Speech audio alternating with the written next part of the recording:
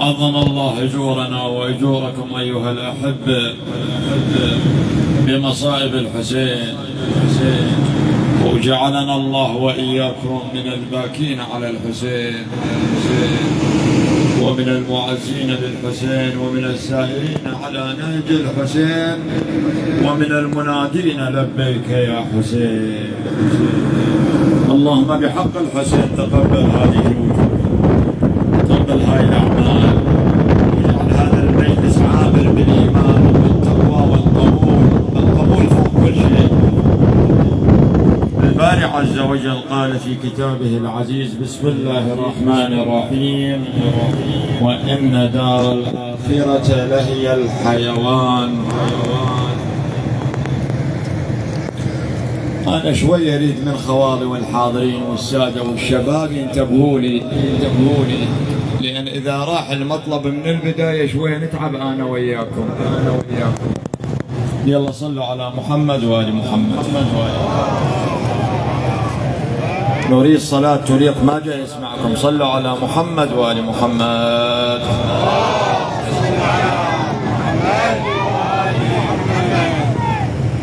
المتدبر في الآيات القرآنية والمهتم بالشأن القرآني لابد أن يقف على الصغيرة والكبيرة ويخوض في غمار القرآن.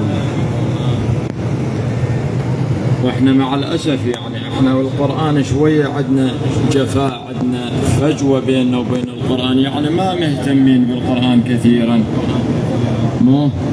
ولذلك هذه طامة كبرى الإنسان ما يهتم بالقرآن وما يجعل بينه وبين القرآن مودة. مشكلة حقيقة. واحنا جاي نشوف شبابنا وعوائلنا ما عندها ارتباط مع القرآن، ذاك الارتباط الفعلي وذاك العمل الجاد والنظر إلى القرآن واستماع القرآن والاهتمام بالقرآن، هذا ما موجود. احنا مبارك قرآننا ينقرأ بالفاتحة، مو القرآن يقرأ واحنا مساكم الله بالخير والله يساعدكم، وشلونكم وشلونها قاعد وشلون وضعك والقرآن يقرأ. الباري يتكلم ونحن في واد آخر مو يمه. طبعا هاي يقولون هكذا في الروايات انه يوم القيامة يأتي هذا القرآن يشكو الى الله، يقول له اللهم انتقم ممن ظلمني. الباري عز وجل يقول له ومن ظلمك؟ يقول له فلان. ليش؟ مرة يجيب القرآن ويخليه في بيته عليه التراب وعليه العنكبوت وما يقلبه ولا يقرأ به. ليش مولاي؟ أو يجيبه يخليه بالسيارة. شايفين هاي عندنا مع الأسف. يا بهذا المصحف شو تسوي به؟ قال والله يا سيدنا هذا حق البركة. خواننا سادتنا الله نزل القرآن للبركة. لو جعل القرآن شفاء ودواء للعالمين، جعل القرآن دستور، جعل القرآن هو الموجه. السيد السيستاني الله يحفظه ويطيل بعمره عنده كتيب صغير اسمه رحلتي إلى العلاج، مألفين بعض المشايخ الأساتذة الطيبين. يقول أنا رحت إلى قطر، يقولوا أنا بقطر صعدت بتاكسي. هذا السيد ينقل، السيد السيستاني أبو محمد رضا، يقول صعدت بتاكسي، فهذا صاحب التاكسي يقول ما يعرف، ما يفرق بين العمامة السوداء والعمامة البيضاء، كله يقول له يا حاج. يقول أنا السيد، يقول أثناء ما أنا جالس وياه، يقول نظرت على الدشبول، يقول لقيت مصحف، خليه هو هذا السائق.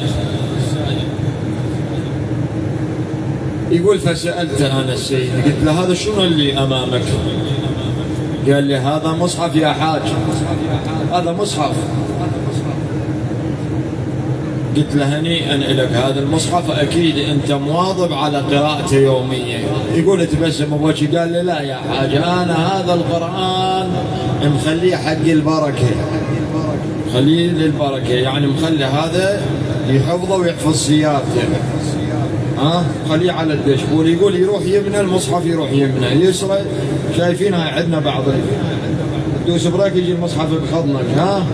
والله يا سيدنا هاي بركة جاب لي فلان، ما يعرف انه هذا ذا ما يقرأ به يدعو عليه بالويل والفجور، يدعو الله سبحانه وتعالى اللهم انتقم ممن ظلمني. جابني وركني، شنو انا مو للركن انا للقراءة.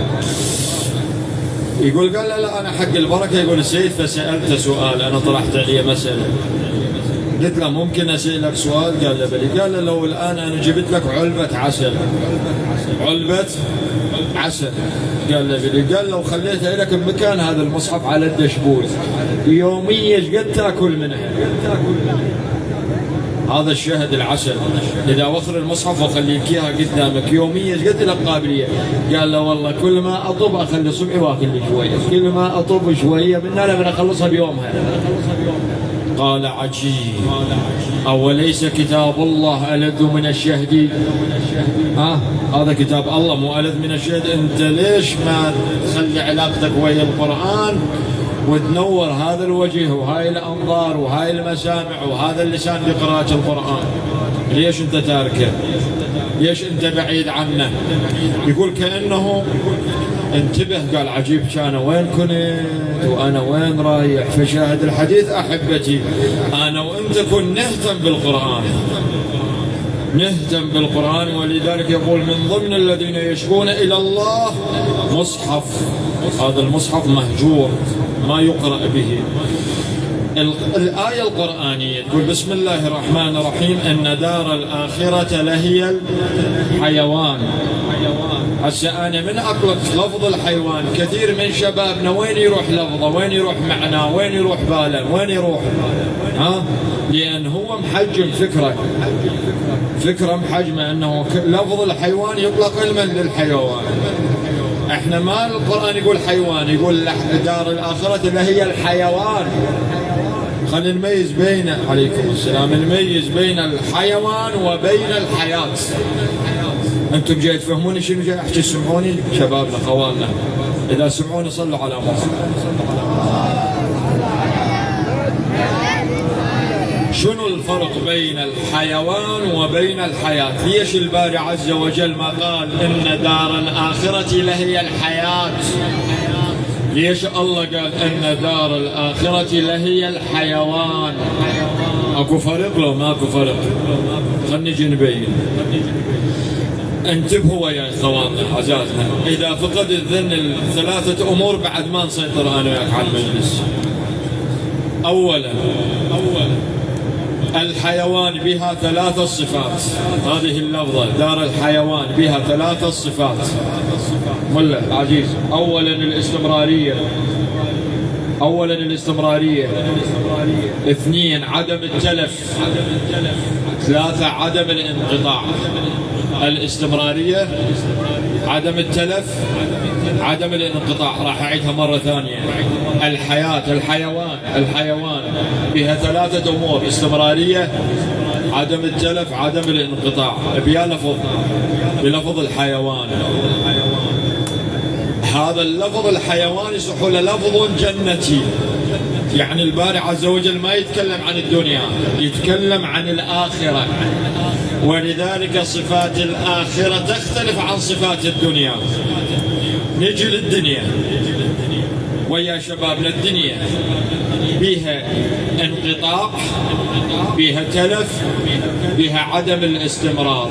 الدنيا بها انقطاع، بها تلف، بها عدم الاستمرار. بيش تنتهي الدنيا للإنسان؟ تنتهي الدنيا للإنسان بموته. فإذا مات الإنسان انقطع من هذه الدنيا لو لا؟ شبابنا انقطع لو لا بالدنيا.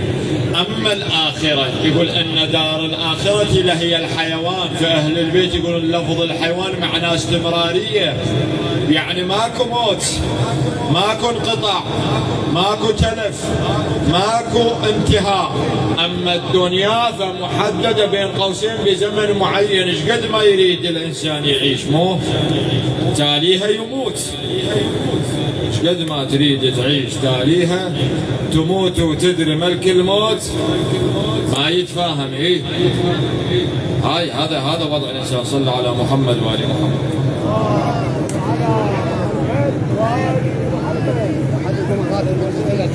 لا بأس بالثاني.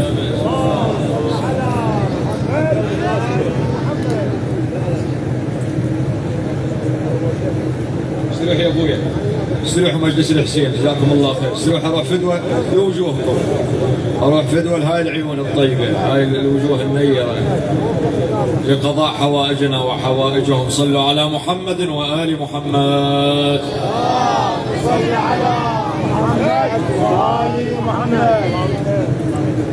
يلا خواننا سادتنا، ايش قلنا احنا؟ قلنا لفظ الحيوان. الباري عز وجل، ليه جيتوا متاخرين؟ نختصر لكم. الباري يقول ان دار الاخره لهي الحيوان، ما قال لهي الحياه. فقلنا قبل لا تاتون، قلنا ان الحيوان لها 3 خصال: استمراريه، عدم التلف، عدم الانقطاع للحيوان. اما الحياه فما بها استمراريه وبها تلف وبها انقطاع. بموت الإنسان انقطع كل شيء. بعد الدار الآخرة هي دار الجنة، والجنة بها موت لو لا؟ جاوبوني. الجنة ما بها موت. أما الدنيا بها موت، بها انقطاع. فشي يريد يقول الباري؟ يقول يا ترى اللي بالجنة صفاتهم وأمورهم ووضعهم يختلف عن اللي بالدنيا. هسه أنا أريد أوصل إلى فد شاهد، ولو أنا أخاف أتعبكم. أريد أقول شنو علاقة الجنة وعلاقة أن دار الآخرة لهي الحيوان بيوم عاشوراء؟ أكو ارتباط؟ الملا موجود ما أريد أعطله.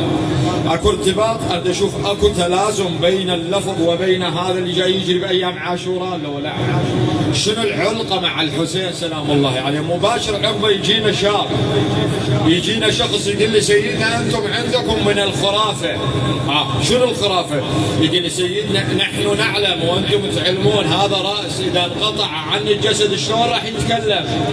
صح؟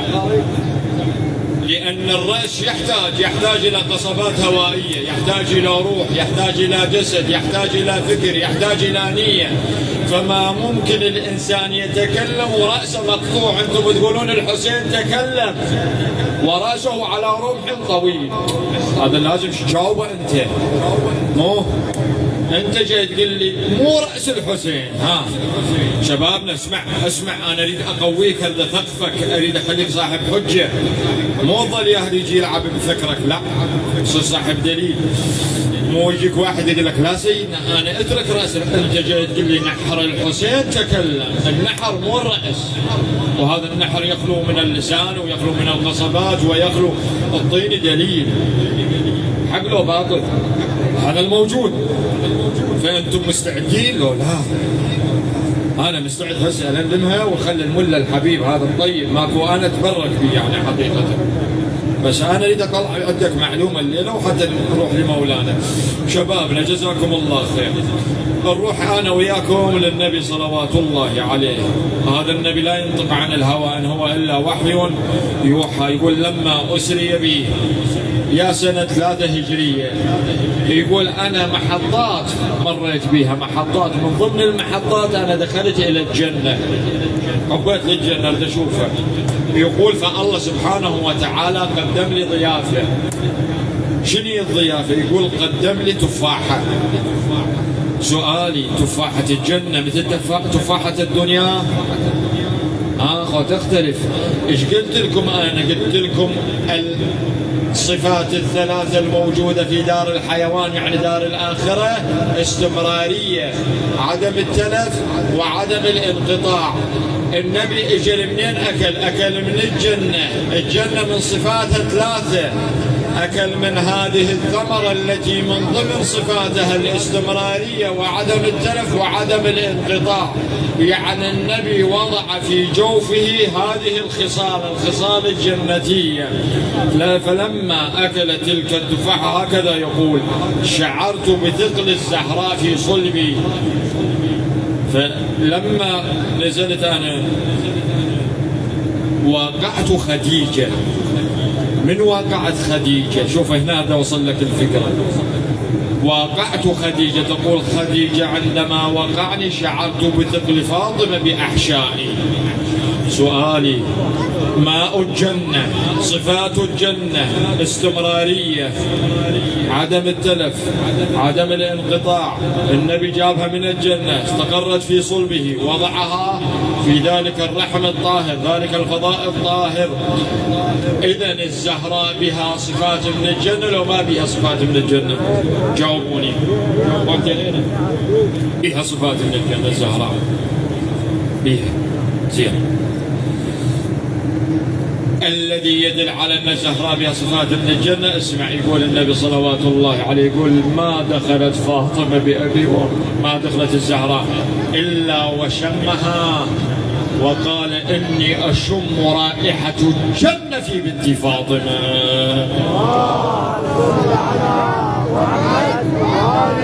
أنا أسولف لك عن نبي. هذا نبي ما يجامل، هذا نبي ما يكذب، هذا نبي معصوم لا ينطق عن الهوى، حاشا لله. يقول: أنا من أشم فاطمة أشم الجنة. بعد يقول: كانت إذا تبسمت فاطمة، هاي أمكم فاطمة اللي الليلة جالسين تعزوها، يقول: إذا تبسمت فاطمة أضاءت البيت لنا، بس تبسم الزهراء، فإن فاطمة بها من نور الجنة ومن ريحة الجنة، وبها الاستمرارية وعدم التلف وعدم الانقطاع. بعد شنو ربط الزهراء وربط الحسين بالجنة؟ شنو ربطهم؟ إن الناقل الحصري والرسمي نقدر نقول هكذا للصفات الجنتية منو؟ محمد. الناقل، أحسن، مو خطأ، صحيح. الناقل. الوعاء منه؟ خديجة. الموروث منه؟ فاطمة. اتفقنا. الصفات للنبي، الوعاء خديجة، الموروث الزهراء. ارتباطها بيوم عاشوراء من باب المثال. علي سلام الله عليه يسولف ويا سلمان، يقول له: عمي يا سلمان، عندما ماتت فاطمة، من ماتت الزهراء بأبي وأمي لما استشهدت، بس أنا يقول لما ماتت فاطمة، يقول أنا جبت فاطمة وضعتها على المغتسل. أسماء يقول جاب الزهراء وضعها على المغتسل، غسلها وبدأ يكفن بيها. قال أسماء: صحي للحسنان وديل على الحسن والحسين. يقول: اجى الحسن والحسين، الحسن على يمينها والحسين على شمالها. امير المؤمنين يقول له: بني حسن بني حسين، تزودا من امكما قبل ان تفارقكم هذا اللقاء الاخير. شبابنا اسمع اللي صدر من فاطمه ماذا صنع. يقول: واذا الحسن يقول: اماه فاطمه كلميني، يما سولفوا وياي. الحسين شقل لها: أماه أقسم عليك بجدي رسول الله إلا ما كلمت، يما سولفوا وياك. هكذا يقول علي لسلمان، يقول له: وحق العيش الذي عاشته فاطمة سمعت الزهراء حنت وأنت وضمت الحسنان إلى صدرها، وإذا ملائكة السماء تنادي: يا علي يا علي ابعد الحسنان عن فاطمة فقد أبكيت ملائكة السماء. سؤالي هنا، هذا الأمر الذي بدأ من فاطمة، هاي الحركة التي أبدتها الزهراء والتي ظهرت من زهراء، عادة الإنسان إذا ميت يظهر منه حركة، أول يظهر منه حركة الميت لو يصير خشبة يابسة. كيف استطاعت الزهراء بهذه الكلمات تحضن؟ لأن الصفات الجنتية التي جاء بها محمد وورثتها فاطمة هي استمرارية وعدم الانقطاع وعدم التلف. يعني شو نريد نقول؟ نقول الذي يسقط علينا أنا وأنت مو مثل الذي يسقط على أهل البيت، لأنهم بهم استمرارية، بهم عدم الانقطاع، وإن لم يكن بشكل كامل ولو كان بشكل جزئي. يعني عندهم صفات جنتية، يعني إذا ماتوا ما انقطعوا. لو قلنا إن أهل البيت بموتهم انقطعوا، يعني بعد ما نسولف ويا الحسين، بعد ما نسولف ويا فاطمة، بعد ما ندعو، لأن احنا نقول انقطعوا. هاي أفكار بنو أمية، هاي أفكار الوهابية، هاي أفكار اللي ما عندهم علاقة بأهل البيت. شو بعد الحسين سلام الله عليه، بدك يكسر قلبك الليلة. الحسين بأبي وأمي سيد شباب أهل الجنة. عند رجل يسمونه عامل الحسين، جسمه عامل الحسين، عامل الحسين. هذا يقول كان شنو شغلته؟ يشيل عباءة الحسين لما يتوضا. هو يقول أنا يوم من الأيام الحسين يجي يتوضا، نزع بيته، أنا شلتها، الحسين فتح صايته، شفته أكو نطاق للحسين لابسه. يقول طمعت بذاك النطاق، عيوني سقطت على ذاك النطاق، بس ما قلت للحسين اريده، لان بس اقول له يعطيني اياه، ما قلت له. يقول انتظرت فرصه اسرق ذلك النطاق من الحسين بحياته. يقول الى ان يوم جاءت كربلاء والحسين على رمضاء كربلاء، حسين مرمي على رمضاء كربلاء. يقول انا تذكرت النطاق. يقول فبديت اسحف للحسين، اسحف الى ان وصلت لسيد شباب اهل الجنه، خواننا سادتنا عذرا ملا الحبيب. يقول وصلت للحسين، يقول نظرت للحسين وجدت الحسين عاده يشد النطاق شده واحده. يقول ذاك اليوم لقيت الحسين شاده اكثر من مره شاده. يقول فانا قلت ما اعوفه حتى لو شاده. يقول بديت احل بذاك النطاق اريد الصدقه. يقول الحسين شاده حتى يحافظ على نفسه، يريد يستر نفسه. يقول حليت اول عقده، واذا الحسين سلام الله عليه رفع ايده ومسك ايدي، كانه يقول لي اترك نطاقي، اتركني خليني مستور.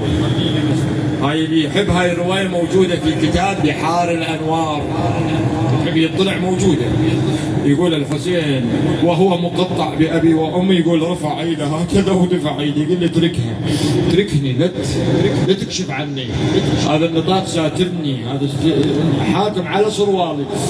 يقول انا ردت ابعد ايد الحسين، ما قدرت. يقول نظرت بالارض واذا قطعت سيف مكسور. يقول حملتها، يقول واخذتها وبديت اضرب بيد الامام حتى رفعها. يقول بديت احل واذا يده اليسرى تجي تلزمني. يقول كذلك السيف بايدي طعنتها لمن وخرت ايده وسلبت ذلك النطاق. ولذلك الزهري يقول انا رحت البيت الله احج، يقول لقيت هذا العامل يقول يدعو الله ويداه عباره عن جلدتين خاويتين سوداويتين هكذا من ذيك الحادثه. قال له تتذكر ضربت الحسين بي بعد ما صحت ولا ابا عبد الله المصائب نذكرها. فهاي الحركة التي صدرت من الحسين حركة من ميت لو من إنسان عنده استمرارية.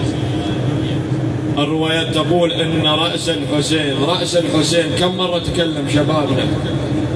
7 مرات 7 مرات رأس الحسين. ولذلك يقول سهل بن سعد الساعدي نظرت إلى رأس الحسين وجدته يقرأ القرآن، يعني ذكر الله موجود عند الحسين. بعد نحر الحسين تكلم. كم مرة تكلم نحر الحسين؟ نحر الحسين تكلم 3 مرات أيها الشيعة المغالون. أول مرة يمتى؟ هو نفسي هذا عامل الحسين يقول أنا مو ضربته وسرقت النطاق، يقول انظر نور هبط على الحسين أنا جالس. يقول دققت في ذلك النور وإذا جده وأمه وعلي سلام الله عليه والحسن. يقول العلي بدون إعمامة، الحسن بدون إعمامة، مو يقول والزهراء تنادي ولدي حسين قتلوك وما عرفوا من أمك وأبوك. يقول الحسين يحاكيها يما فاطمة قتلوني، أما فاطمة سلبوني، أما فاطمة قتلوا رضيعي، أما فاطمة ماذا صنعوا بي. وإذا حوار بين الزهراء وبين الحسين وهو مقطوع الرأس، مقطوع الرأس. هذا مورد. المورد الثاني اللي يتكلم به الحسين تتنقل سكينة أو سكينة بنت الحسين سلام الله عليهم أجمعين. تقول سكينة أنا لما طلعت أبوي ودورت على أبوي وجدت أبوي هكذا جثة بلا رأسها ورأس والدي على رمحه. يقول بديت أسولف ويا أبوي يا حسين كلمني يا نور عيني أبوي أنا عزيزتك سكينة. يقول وإذا منحر الحسين تكلم قال بني سكينة أو سكينة بلغي شيعتي السلام. هكذا الرواية. بلغي شيعتي السلام وقولي لهم أن أبي الحسين ما طلب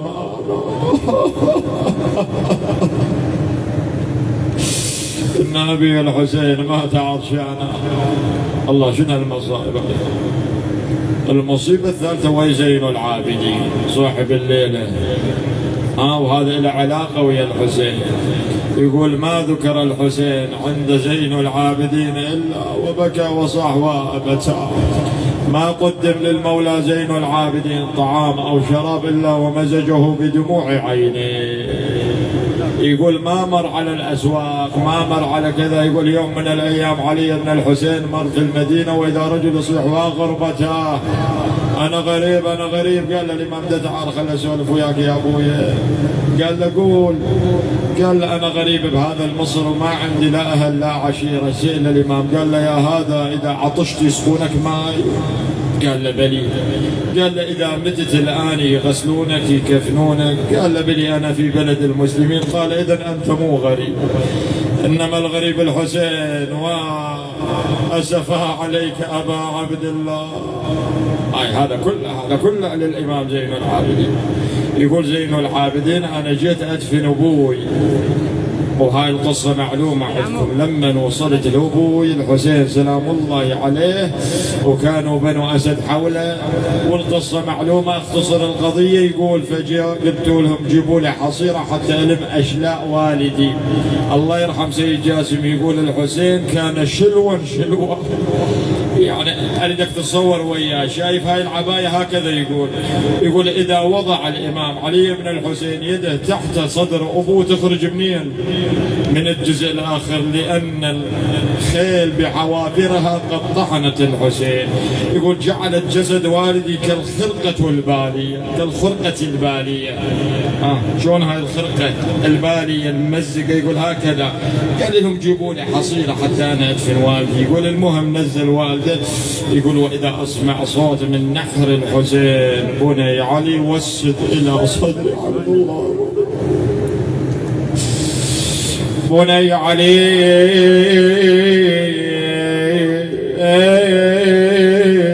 وسد على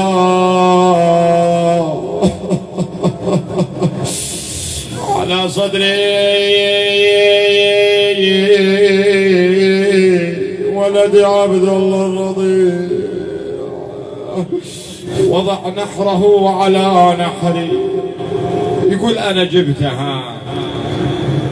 شو يقول الإمام؟ يقول خليت عبد الله على نحر الحسين. يقول والله أبويا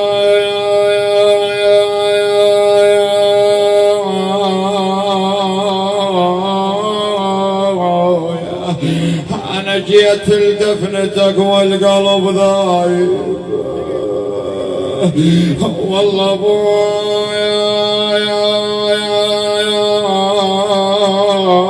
يا مقطع لقيتك عالتراي. والله أبويا ما مثل يومك بالمصايب. اي والله. الحسين يقول له بني علي وسد على صدري أخيك الرضيع يقول أبويا الطفل خل على صدري والله على صدري على صدري وبرفج حط نحر على نحري ليش مولاه يقول أبويا لا يلك بجرحه يا ذخري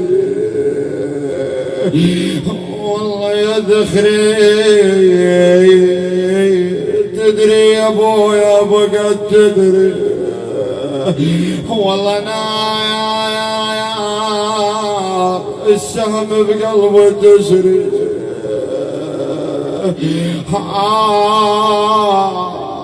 نقرأ بهذا الطور وهذا لقضاء الحوائج إن شاء الله وحوائجكم وللملا اليوم بعد هو هنا الخير والبركة وضيافتنا. ها يلا شيل ايدك ويا الحسين. يقول ولا من كثر الونين القلب ولا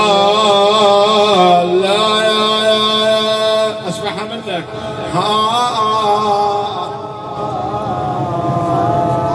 لا شيعة الحسين ليلة السجاد ارد اسمعها. وين الحسينيين وين الصادق؟ شيل ايدك خلي اشوفها فدوى روحي لك.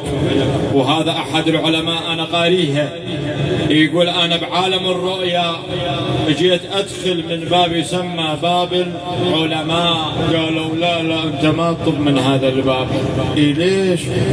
قالوا له انت تطب من باب الخطباء باب الناعين باب الباكين. قال لهم انا عمري ما قاري على الحسين ولا عارف. قالوا له انت كان الناعي اذا انا على الحسين شلت ايدك وحنيت وامنيت. اريدكم انا وياكم يا الله. يقول له والله من كثر الونين القلب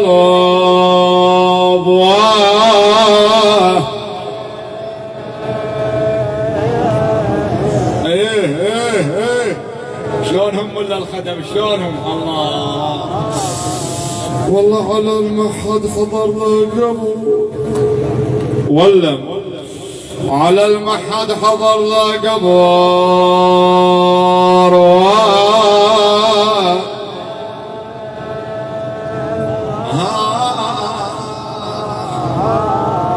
والله الصدر الهشمو والله صدر الهشمو الجماع عوال ايه عافية قدام الحسين. اي والله ولو عافوه بدم على الوطية هي لو عافوه بدم هي الوطية. انا لله نستقبل خادم الحسين الملا الحبيب الطيب ونسأله الدعاء لخدمة المولى الحسين بصلاة على محمد وآل محمد 3 مرات تصل إلى حرم سيدي ومولاي أمير المؤمنين. صلوات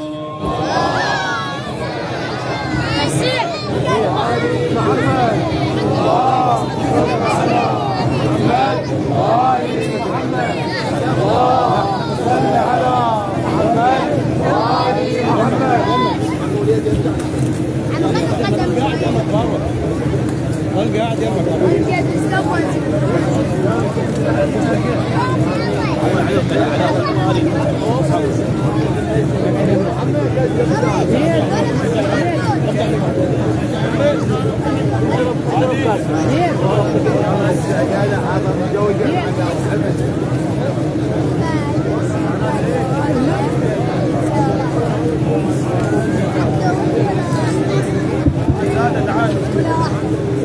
النور والإيمان في قلبي من صلى على محمد وآل محمد.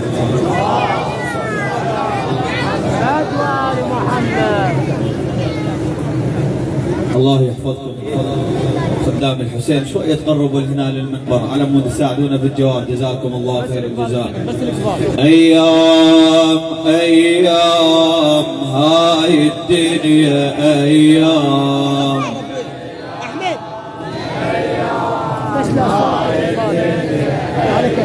يوم الأهل يحمونا ويوم العيد يسلمونا الدنيا يلا عيد أيام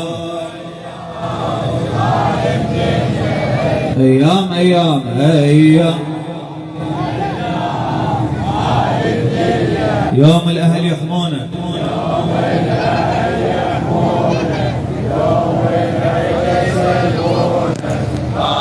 الدنيا احنا غير حسين ما عدنا وسيلة وذنوب هواي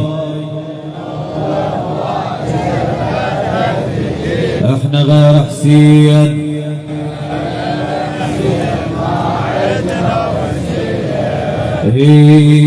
والذنوب هواي كفت في وغدا يبدو لنا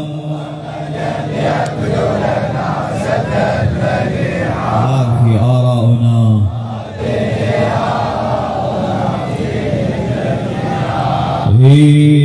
والذنوب يا حسين الحيرة رفعت راية هذا موكبنا والخدمة الغاية والتعب لا ما يضيع باسم عبد الله الرضيع والتعب لا ما يضيع باسم هذا موكبنا والخدمة الغاية يا حسين الحيرة رفعت راية هذا موكبنا والخدمة يا حسين الحيرة رفعت راية هذا موكبنا والخدمة والتعب باسم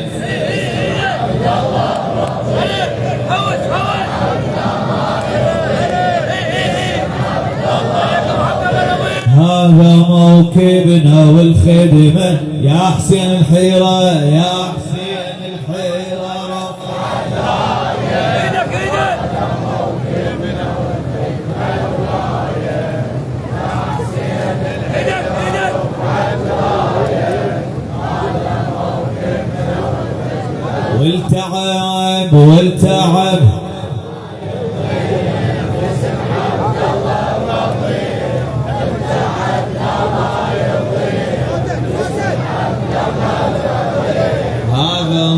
موكبنا بعد مرة عيدة يا حسين يا حسين حيرة رف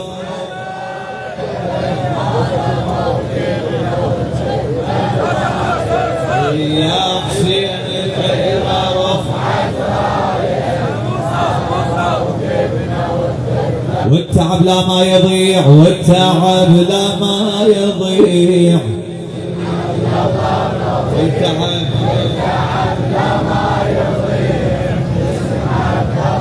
هذا موكبنا هذا موكبنا بالسجاد روح الثورة خلي يشوفوها تراويك الحرية أهداف الثورية خلي يشوفوها بالسجاد روح الثورة خلي يشوفوها بالسجاد روح الثورة خلي يشوفوها تراويك الحرية أهداف الثورية تراويك الحرية أهداف الثورية خلي يشوفوها خلي يشوف بالسجاد روح الثورة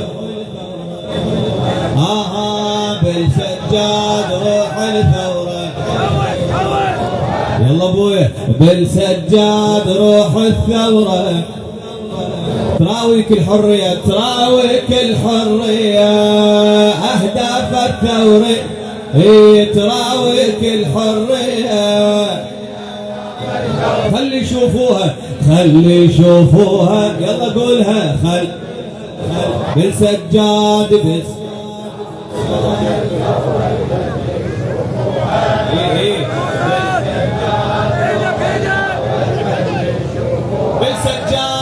بالسجاد روح الثورة تراويك الحرية أهداف الثورية تراويك الحرية أهداف الثورية خلي سيدنا تاج راس الشباب الدور لكم، لولا ابانا وعمامنا وجودهم بالمجلس كافي، بس انا اريد من الشباب يلا لا تقصرون شباب، يلا نعيد انا وياك. بالسجاد روح الثوره خلي بالسجاد روح الثوره خلي شوفوها، عيده بالسجاد روح الثوره، تراويك الحريه أهداف الثورية،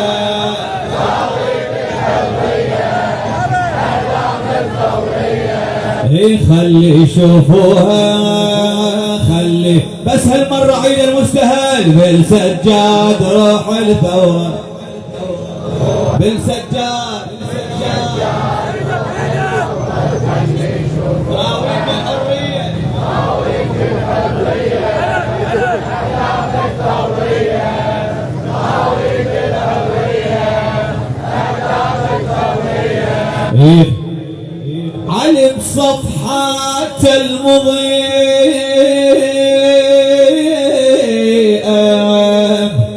تشوف اسمه اسم لامع علي، من الكرار جده مكتسب بعض الطبايع علي، بصفحات المضيئة تشوف اسمه اسم لامع علي، من الكرار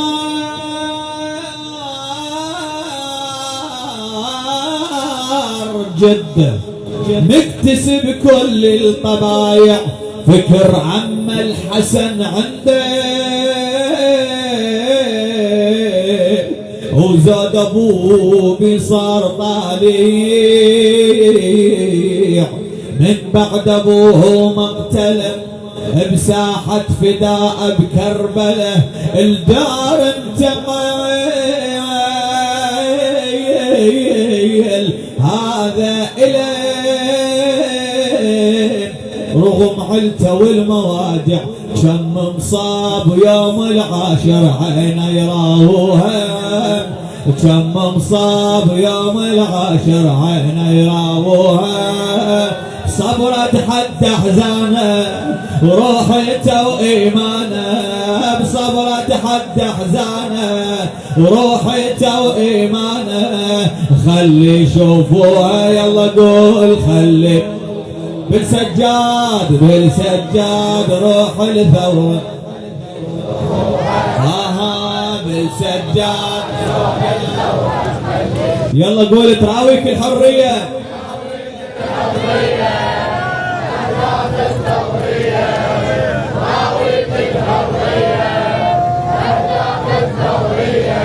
يخلي هذا كل الحزن والهم. الشاعر الموفق مسلم عقيل التلال خادم علم صفحات المضيء تشوف اسمه اسم لاميع، من علي الكرار جده مكتسب كل الطبايع، فكر عم الحسن عنده وزاد ابوه صار طالع، من بعد ابوه مقترب بساحة فداء بكربله، الدور انتقل هذا إليه رغم علته والمواجع، كم مصاب يوم العاشر عينه يراوها، كم مصاب يوم العاشر عينه يراوها، صبرت حد احزانه وروحته وايمانه، بصبرت حد احزانه وروحته وايمانه، يلا قول خلي يشوفوا خلي يشوف. بالسجاد اي شباب قول بالسجاد، عافية عافية عافية اولادي، عيدها بالسجاد تراويك الحرية،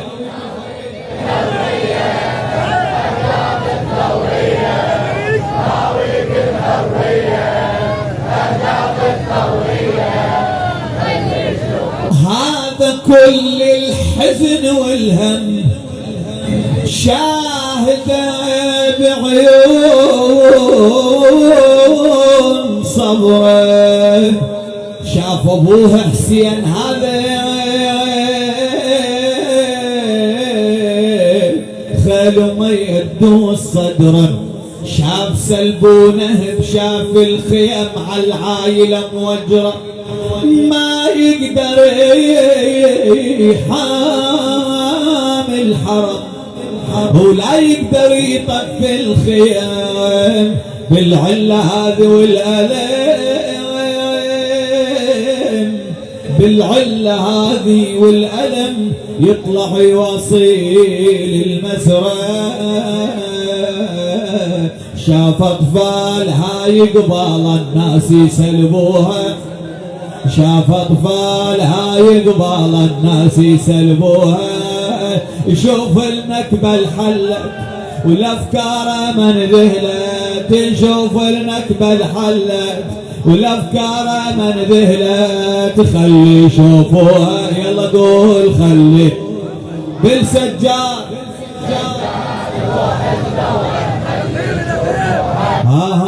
بالسجاد روح الثورة تراويك الحرية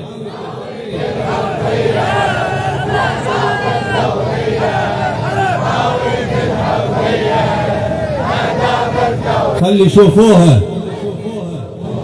البعض قالوا علة صابت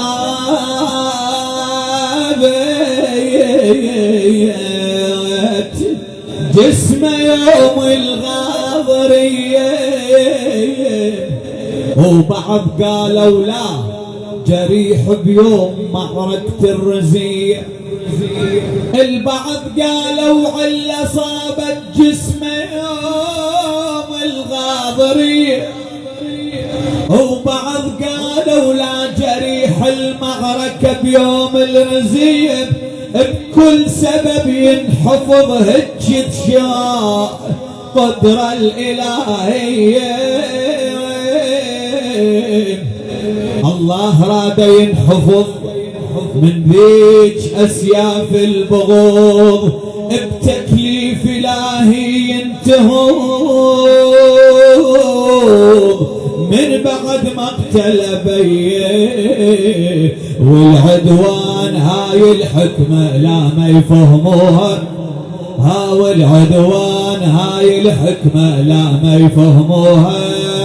لهالدار الله اختاره والناس الأدوار، لهالدار الله اختاره والناس الأدوار. خلي يشوفوها يلا قول خلي بالسجاد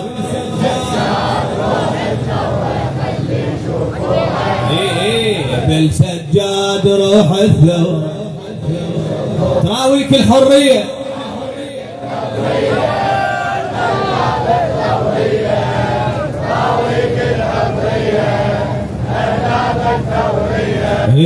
خلي هذا ممنون.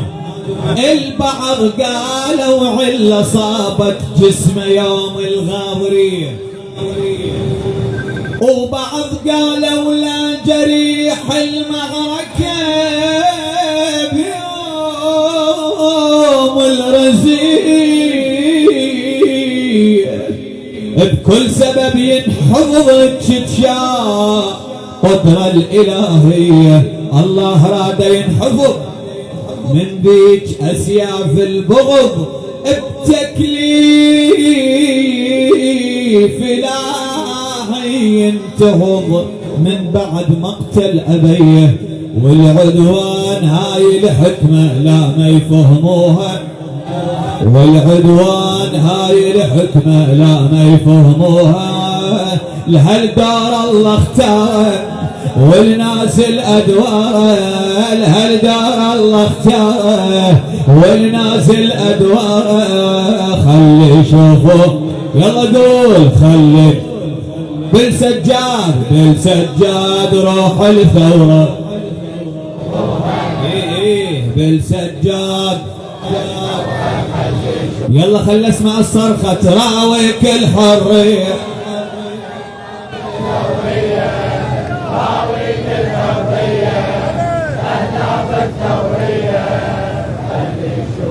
يقود جيش من الأرامل واليتامى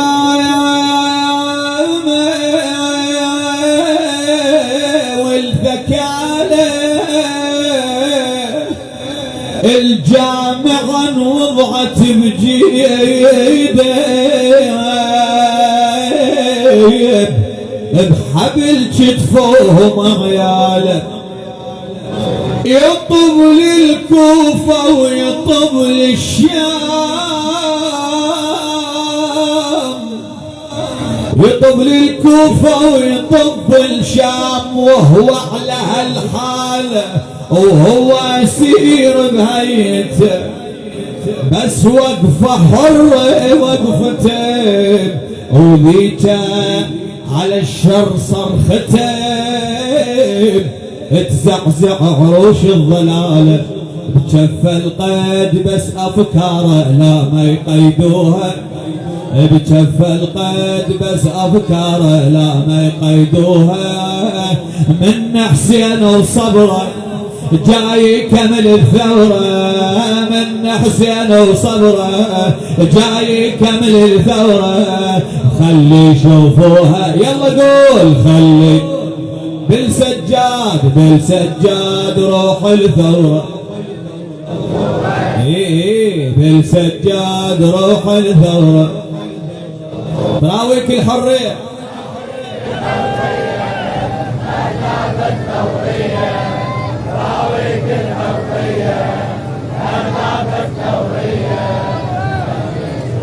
صحبك الآخر حياته علي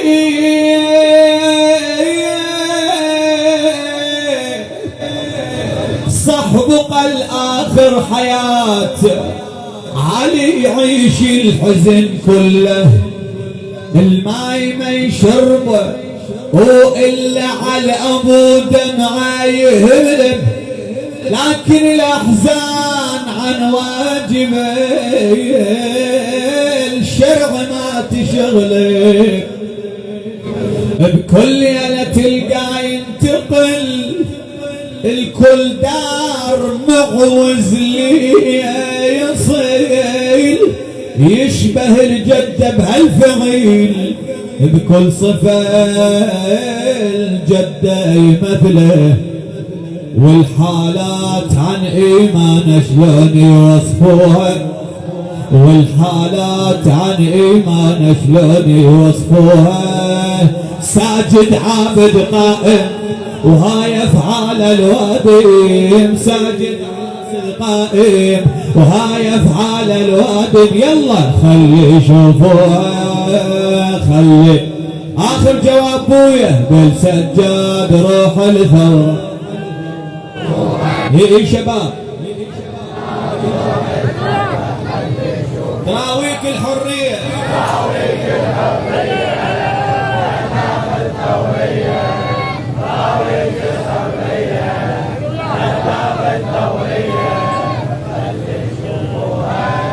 بالجسد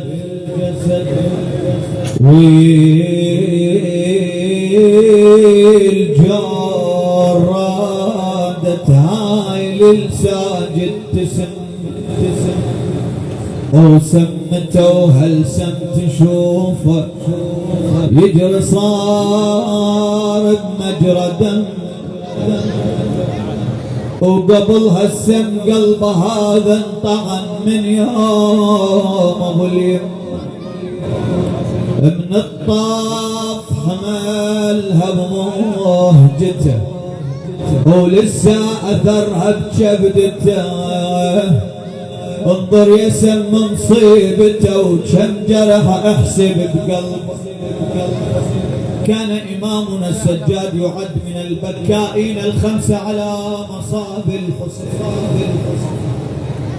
البكائين بالتاريخ خمسة من ضمنهم الإمام الحسين كان من الذين يبكون عليهم ومن هو البكاء على الإمام الحسين الإمام السجاد التاريخ ما ينقل مولاتنا زينب، لأن تعرفون مولاتنا زينب هي فخر المخدرات. يعني كانت مو مثل ما احنا مفتهمين انه يعني تطلع وتبكي، لا، بيتها وتقيم العزاء على الإمام الحسين. على العموم من الشخصيات الخمسة على طول الحزمان الخمسة البكاؤون، واحد من عندهم من الإمام السجاد. ليش؟ واحد يسأل ليش؟ أنا أقول لكم شنو السبب. الإمام السجاد انفقد له أب، وانفقد له أخ، وانفقد له عم. يعني من أقول انفقد له يعني أبوه انفقد، يعني اللي يشوف له واحد فاقد أبوه راح يتذكر أبوه، من يشوف له طفل صغير ينفقد يتذكر أخوه عبد الله الربيع، من يشوف له شاب مفقود يتذكر علي الأكبر. بعد الأشد من هذا من يشوف أطفال صغار بنيات صغار ماتين يتذكر أخت رقية. كانت الدمعة ما تفارق الإمام السجاد. هذا من ناحية الفقد. من ناحية الآلام والمآسي شنو بعد؟ كان كل ما يشوف جماعة يأكلون يتذكر عيال الإمام الحسين وأطفال الإمام الحسين. احنا اكو أمور ما تسولف على المنبر إلا بالمجالس الخاصة. احنا نذكر العطش أخذ مأخذه بعائلة الإمام الحسين. لكن أسألكم سؤال، هم تفكر هاي الأطفال وهاي الأرامل من يأخذوهم من الكوفة إلى الشام يأخذوهم مسارة، تتوقعون يوكلوهم أكل حالهم حال الناس؟ أكيد لا، يأذون. فالإمام السجاد إذا تقدم له طعام انمزج بدموع. خوف المصيبة تشتد إذا شاف الماء. هواي يبكي الإمام السجاد. من يشوف الماء يذكر منه، يتذكر أبوه اللي يقول الأخت زينب أختاه إني عطشان. لو يتذكر عبد الله الرضيع اللي بين تارة وتارة يغمى عليه، ويقولون قام عبد الله الرضيع من شدة العطش يفقد الوعي. الشكل جابتها أمه صاحت نخيت ولا نفل يا حسين لبني وجف من العطش والخوف. لبني هنا يا أهل الرحم شف ماي. لبني راح يموت ابن بين يدي. ما تقدر تطلع وتحاكي الحسين. صاحت أخي زينب هذا عبد الله الرضيع راح يموت من العطش. ودي لأبوه بلكي يسقي ماء، بلكي ياخذ القوم. يقولون كانت الشمس شديدة الحرارة. الحسين هو أبو الحنية غطى وليده بردائه، يعني هالشكل ظل عليه بعبايته، احنا نسميها بالبشت مالته بعبايته. بردائه غطى رضيعه. وصل إلى موصل القوم ونادى يا قوم إن كان ذنب الكبار فما ذنب هذا الرضيع يكاد يموت عطشا. تعرفون ذولاك جنود أو أكو بيهم اللي بقلبه شوية رحمة. واحد قال ننطي ماي هذا الطفل خطيب، واحد قال ما ننطي ماي. صار بيناتهم نزاع، صار اختلال بالمعسكر. صاح عمر بن سعد حرملة اقطع نزاع القوم. قال يا أمير أقتل الوالد أم المولود؟ قال ويحك أما ترى رقبة الرضيع كأنها إبريق فضة. هذا المختار الثقفي من شاف حرملة قال له حرملة انت قلبك ما انكسر؟ قال له أنا بس مرة واحدة انكسر قلبي. قال له شو وقت؟ قال له لما أصبت الرضيع في سهمي وكان الجو حار وكان مغمى عليه فأحس بشديد الحر بالسهم. بعد أخذ يرفرف كالطير المذبوح. أخرج يداه من القماط. شنو سوى؟ يقول ودار يداه على عنق أبيه الحسين. يقول بس بهاي اللحظة أنا انكسر قلبي. أقول يا حسين يا القطع ورا يديك لك ايش حالك وانذبح بيدك وليدك. الامام الحسين ابو الصبر، لكن مصيبة الرضيع هواي اذت الحسين.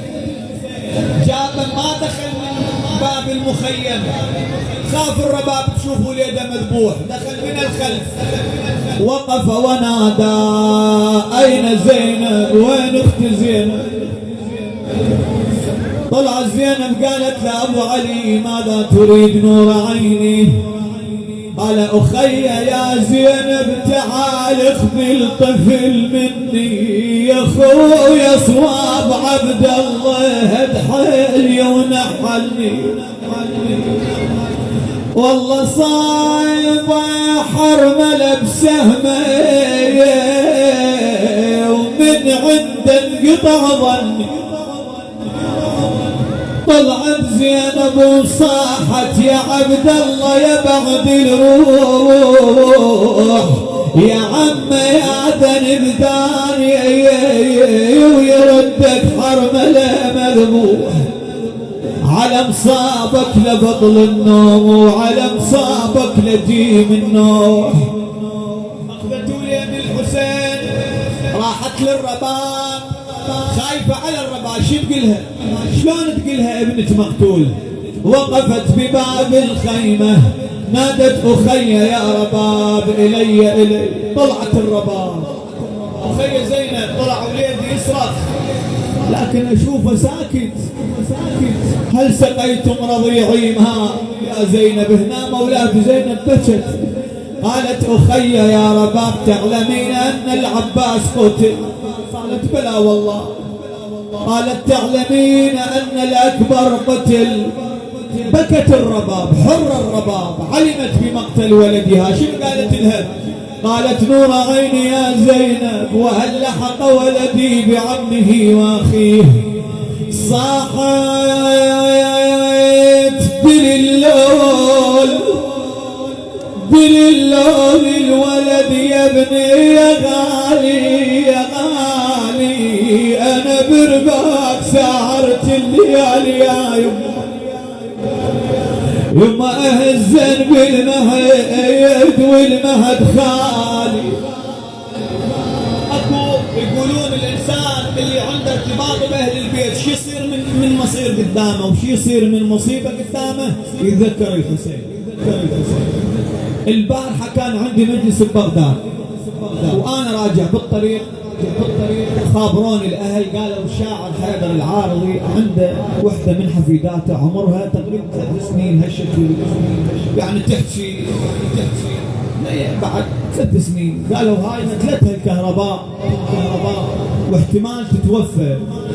ساعة بعد سلمت الامر الله، بين ما وصلنا للنجف كانت البنيه متوفيه. ما لحقت اروح للمستشفى. يشاهد بهذا الكلام فعدها هي عندها 4 أخوات هاي البنيه، فقالوا ذن اخواتها وين متأذيات؟ قلت لهم صيحوا لي ذن الزغار. انا هذا الموقف هواي امس اذاني. من جابوا البنيات لهن هي بالجنة لا تخافون عليها وتكون تصبرون أمكم. أختها الصغيرة شو تقول أنا بعد وياهم أنا ألعب. تقول لي عمي أنا متعلقة بيها. وفد ضجة ذن البنيات الصغار يصيحن باسم أختهن ويبكن.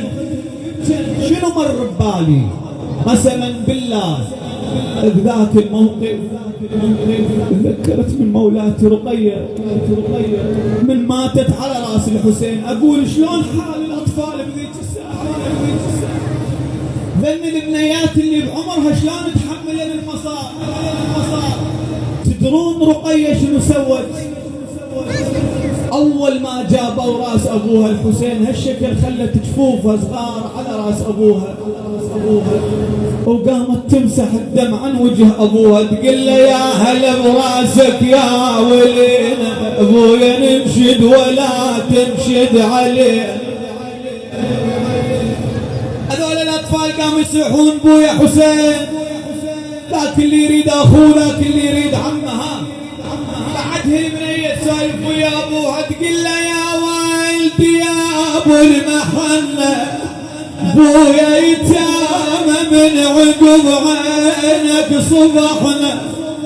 بعد ضمت راس ابوها صدره تقلها بهبل ابو واسمه شحلاته والله يفرع على عياله وبناته.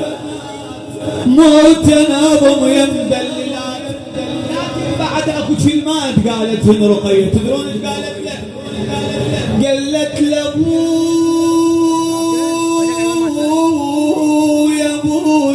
ابويا حدايهم ما بي محنة يضربنا ويشتم بهنا. بعد قال ابويا شوف بيا شلون صايره تقول له ما تحمل حبال ما تحمل حبال جفوف صغار ما تحمل حبال ابويا وبلا رحم يضرب الجمال. وبلا رحم يضرب الجمال. قم على حيلك اللطم الله يحفظكم ويستر عليكم يعطيكم العافيه يعودها عليكم.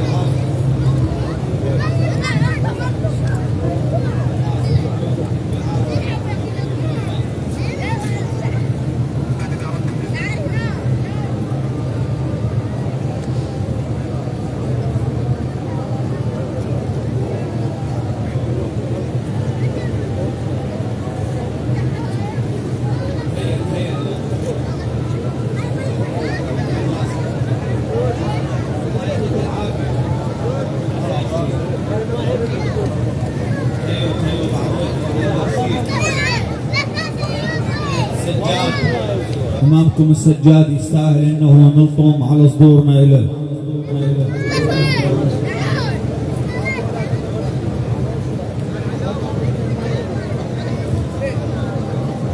يا معبود عجل فرج علينا يا معبود عجل فرج عجل فرج والينا يمتى يعود. آتي الغابة علينا يا معبود عجل فرج والينا يمتى يعود. طالت الغيبة علينا يا مغضوب. بعد يلا الله يحفظك.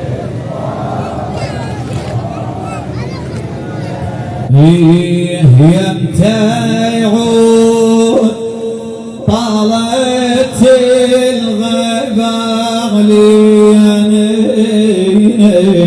يا معبود عجل فرج. خليها يم المستهلات هناك. يمتى يعود يمتى زين طالت الغيبة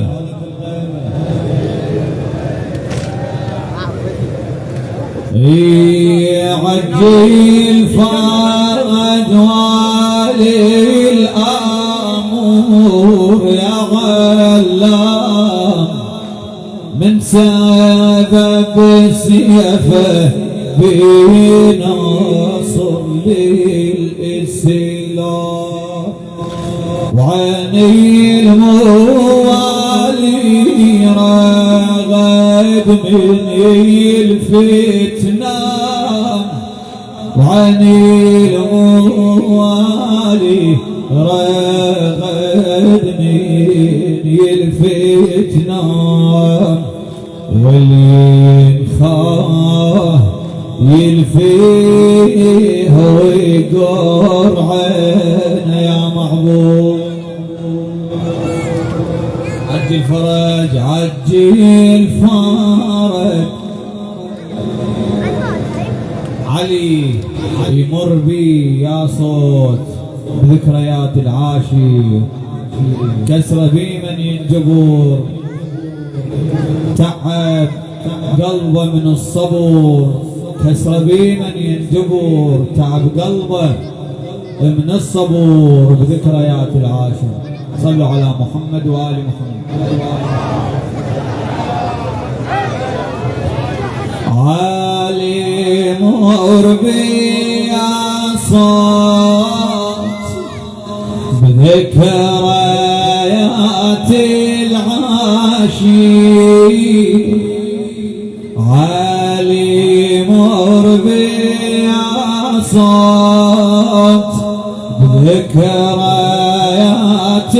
العاشر، كسر بمن ينجبر، تعب قلبه من الصبر بذكريات. علي مر بي يا صوت، علي مر بي يا ذكريات العاشر، علي مر بي يا صوت، علي مر بي بذكريات. يلا كسر بي من ينجبر، كسر بي من تعب قلبه من الصبر بويا،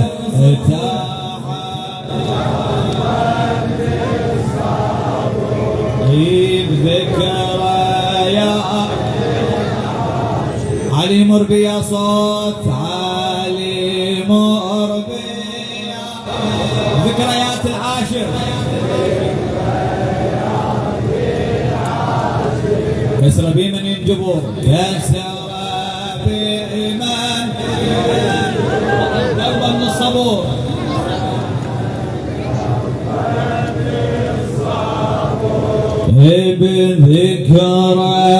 بذكريات العاشر.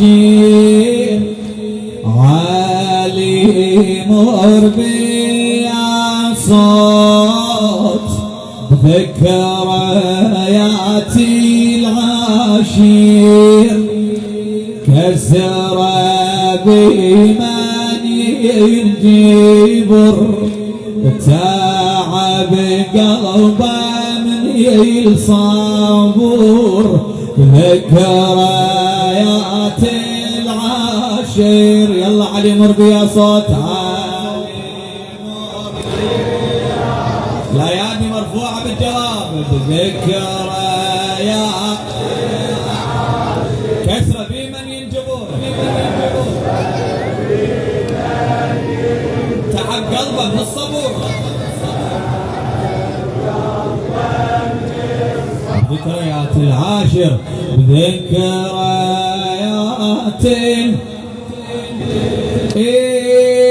مر عليك صوت قلبي يتعذب،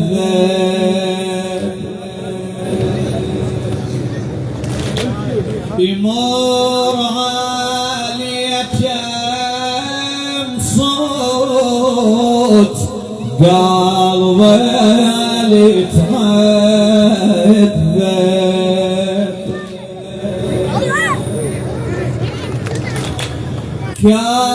كربلا ويسري يا جارح أصعب. أولاد علي اللي تكون صدورهم من ظهور عاشير ويلسان في زينب،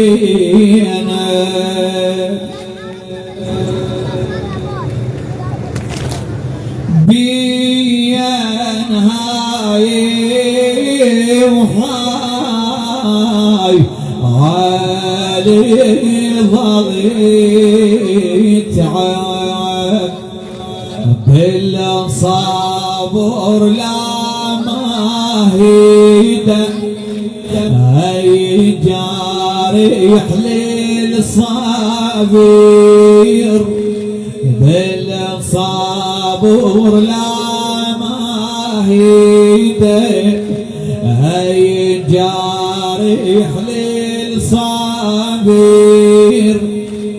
دمع من فجر الفجر اتعب قلبه من الصبر بذكريات علي مربي يا صوت ذكريات العاشر كسر بمن ينجبر كسر بمن تعب قلبه من الصبر ذكريات العاشر بذكرى خالد الشاعر الموفق هذا رضا الكعبي غاتي ممنون ممنون يمر عليك صوت قلبي تعذب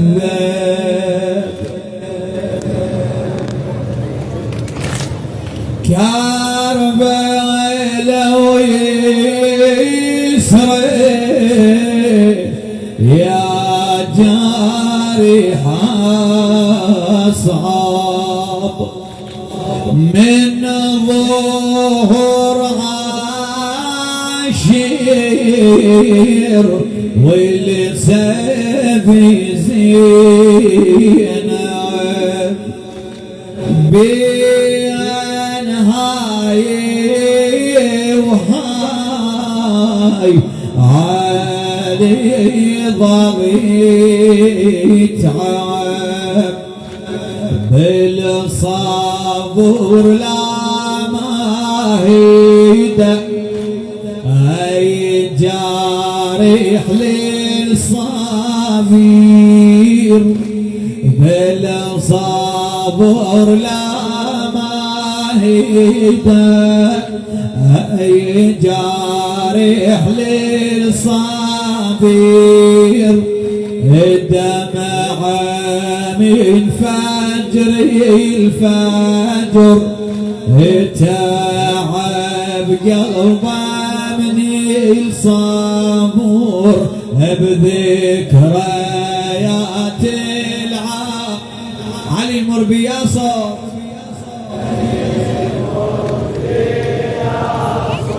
ذكريات العاشر كسر بمن ينجبر تعب قلبه من الصبر تعب ذكريات العاشر ذكريات إيه صات تدركني ضايع شيء ويا من النهار لحسين يروح لخلا وقال ويا حسين طلع يصرخ ما قدر هو يروح لينعى وصوت عمامني النهر يضل بيتألم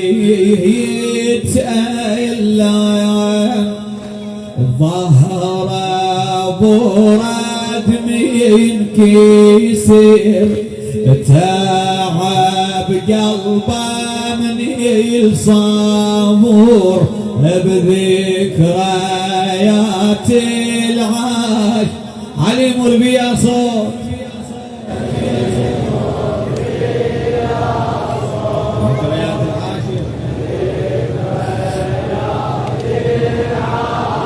كسر بمن ينجبر بويه كسر بمن تعب قلبه من الصبر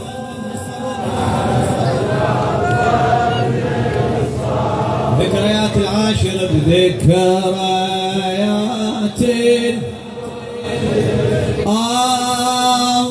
أوصات طفل حسين ظل يعيشي ويا هادي ممنون الشاعر هادي رضا الكعبي غاتي صوت تدركني ظل يعيشي ويا من النهر لحسين يروح لخلا وقلبه ويا حسين طلع يصرخ وصوت عمام من النهر بيضل يتألم ظهر ابو ردم ينكسر تعب قلبه من الصبر ذكريات علي مر بيا صوت ذكريات العاشر كسر بمن ينجبور تعب قلبه من الصبر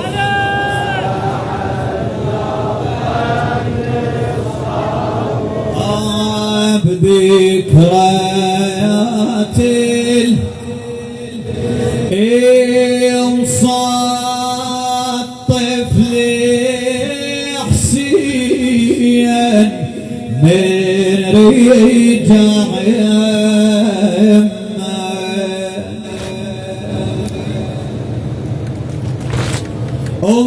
وشاف عبد الله سابح بدمه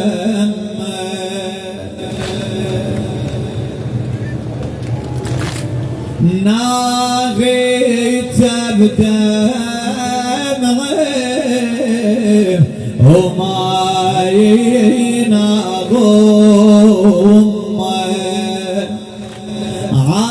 عايش يضل بي هم عيله من بيجت امي الطفل وقعدت تناغي له صوت ثكلى بيمر تعب قلبه من الصبر بذكريات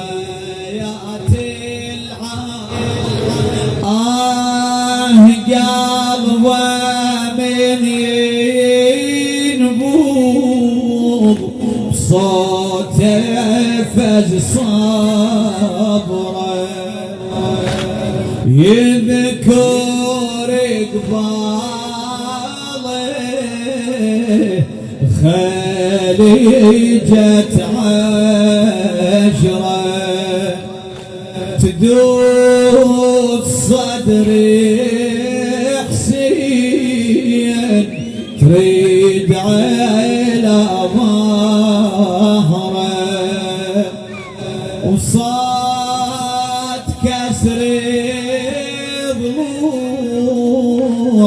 والد بصدره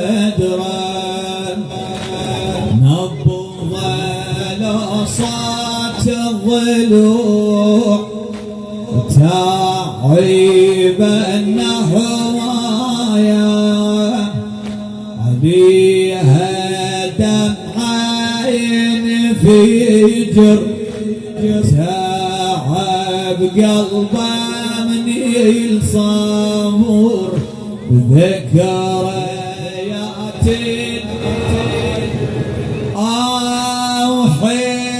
وحرقوا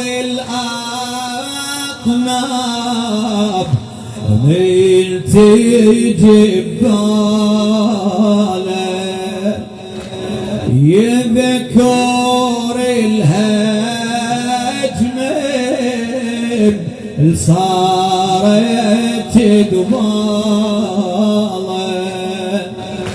يشوف خياله تسحق اطفاله شلون جاي يصبر يسلبا وعياله يذكر شلون تنسيلي بعماته شلون طفلة سطر تعب قلبه من الصبر ذكريات العاشق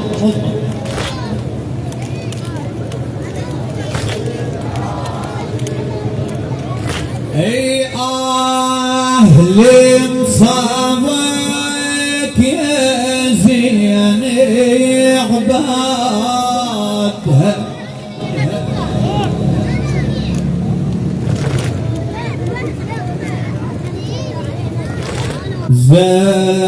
زلزال العالم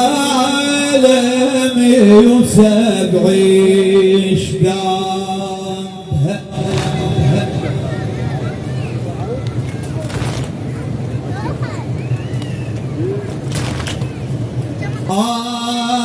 اللي مصابك يا زين عباده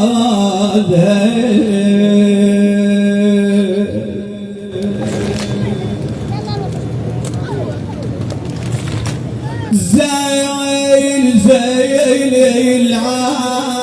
العالم وسبع اشدادها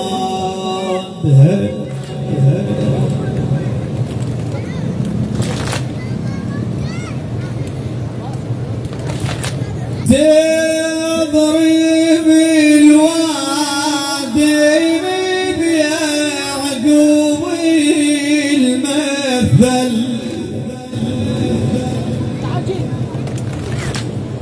شايب راسه وينحنى ظهره ونحل من كثر ما ينحب ودمعه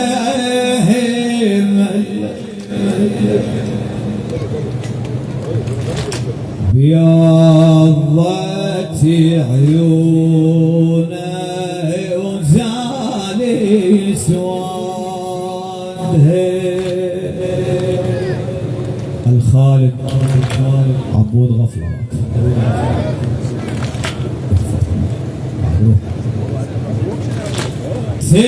تضرب الوادي بيعقوب المثل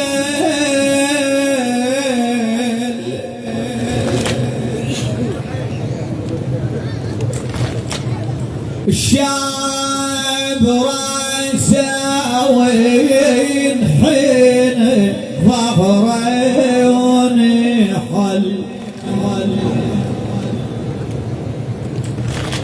من كثر ما ينحب ودمعه يمل بيضت عيونه وزال سوادها اشراح مناش ذهب قيلوا ليش فوقد صار بما صار دلال مورد قال من اولاده العشره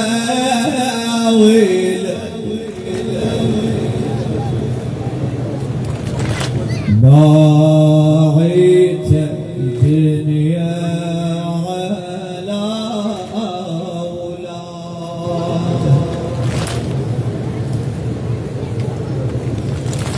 أولاد يعقوب من غير نبي الله يوسف وأخوه بنيامين 10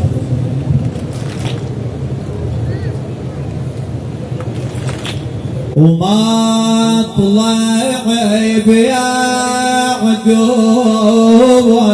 وعنده خنبر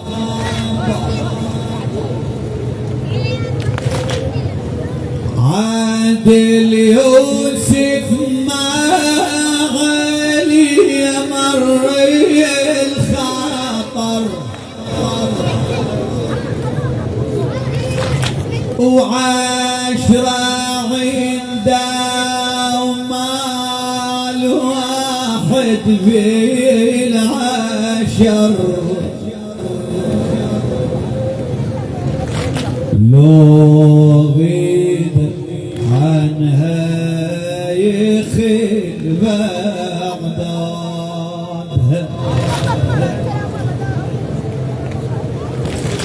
ايش جايب يعقوب النحيبة والونين ما يجادسكم زين العابدين يوم واحد اخذ من خيمة البين سلف والخيمة هوت لعمادها سلف والخيمة هوت لعمادها 17 شابي من اخوته والعماد بين شمس وشوكب وكالبدر تام هو تلاجن عالسيوف وعالسهاب والتراب مسيا ويلي وسادها والتراب مسيا ويلي وسادها 17 شابي من اخوته والعمام بين شمس وكوكب وكالبدر تام هو تلاجن عالسيوف وعالسهام والتراب مسيا ويلي وسادها والتراب مسيا ويلي وسادها شوف باله البيت والشبول كان وحايم طرح فوق الرمول يا ويلي وعلى جثث الخيول تلكد وامسى عليها طرادها تلكد وامسى عليها يشوف ابوها حسين من عند الجسم بالمواضي القوم داعت تاخذ ما عليه كفارها خلت هدم من شر العدا وفسادها من شر العدا نشوف ابوها حسين من عند الجسم بالمواضي القوم داعي تاخذه ما علي كفارها خلت هدم من شر العدا وفسادها من شر شوف روسه لا على روس السمر شوف روسه على رؤوس السمر حملتها علوج سفيان الكفر براس ابو امسخ ولا يفتخر عد يزيد الرجس وابن زياد عد يزيد الرجس وابن زياد هاي نشوف عمته وخواته مسلبه وهند وسمية بمولكه محجبه جسم ابوه الخامس من اهل العبه على الثرى وراسه على ميادها على الثرى وراسه على ميادها كم رضيع يشوف يلعو ينضرب الشاعر خالد عبود غفله والعطش بعشاه نيران وتنشد جاب حليب امه وغدا بجبده حليب سهم نمرود وثمود وعادها سهم نمرود وحم يا ابن عم المصطفى ويا ساعده يا من بيدك رايته ومهنده يستغيث حسين ما بين العده يستغيث حسين ما بين العده ونال من كبد الدهر ما ناله ونال من كبد الدهر وسيف يا من للنبي وعساله سيف يا من للنبي وعساله حسين ما يخفاك بالطف حاله يجاوني يا ابن عم المصطفى ويا ساعده ويا من بيدك رايته ومهنده يستغيث حسين ما بين العده ونال من كبد الدهر ما ناله ولك ابنك لا علي يحمل حرب يشد حزمه وينبجح من القلب لو جهب على الخيل تمشي بها الرعب تهجوي المحتوم من يدناله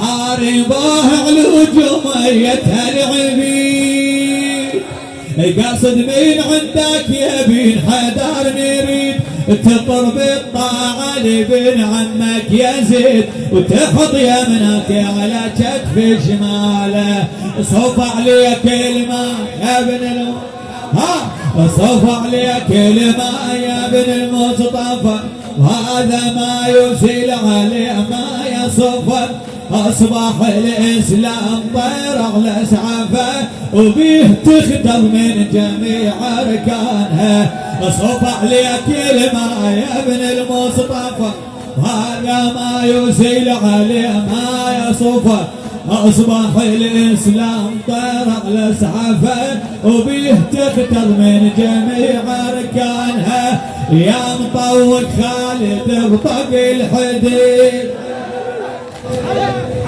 تحيب ابن الله وتميتش ما تريد شلون تتكتف وتنجر يا العميد هاي حكمة وما نعرف أسرارها هاي حكمة وما نعرف انهاب وخلي الرواية من الشارع وصلوا بالجبتين من فوق جداره وصيح والعم يزهرش كسره من غصب حقها وهاجى حزانها من غصب من غصب حقها وهاجى حزانها وباب من جذوع وذجيلة وزن لو هي وقت حلقة ترجنها رجل طبقت على ام الحسن طبقت جفين وقام يقصرها الزميم بحال. الله يحفظكم الله يعزكم اخلى باب اخلى الله يعافيك ان شاء الله. اللهم بفاطمه